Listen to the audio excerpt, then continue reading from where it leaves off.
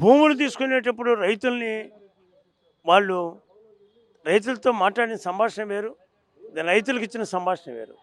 ఇవాళ ఎవరు కూడా రైతుల్ని రైతుల్ని ఎవరు కూడా లెక్క చేసే పరిస్థితి కనపడతలేదు. వాళ్ళకి సమాధానాలు రావట్లేదు, సరైన సమాధానాలు రావట్లేదు.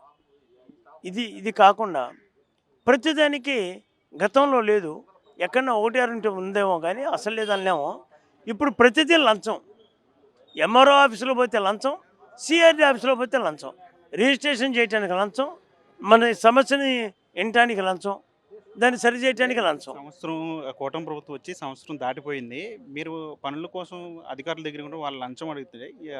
ఎందుకు మంత్రి స్థాయి వ్యక్తులకు ఎందుకని ఫిర్యాదు చేయలేదు? వాళ్ళు ఏ స్పందించారు? చెప్పడం జరుగుతుంది. వారు కూడా ఇద్దరు ముగ్గురు ఏదో సస్పెండ్ చేశారు.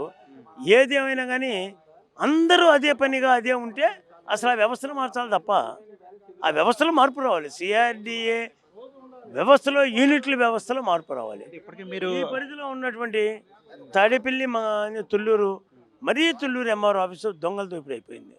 హెడ్ క్వార్టర్స్లో ఉన్నదా ఏం చేస్తున్నారు మేము తెలియపరుస్తూ ఉన్నాము. కనుక దాన్ని కూడా కంట్రోల్ చేసి రైతులకు సౌలభ్యంగా వాళ్ళ పని చేసి పెట్టేటువంటి పరిస్థితి కావాలనేది కూడా మా అంశాలను మేము మంత్రి గారి దృష్టికి తీసుకెళ్ళబోతా ఉన్నాం.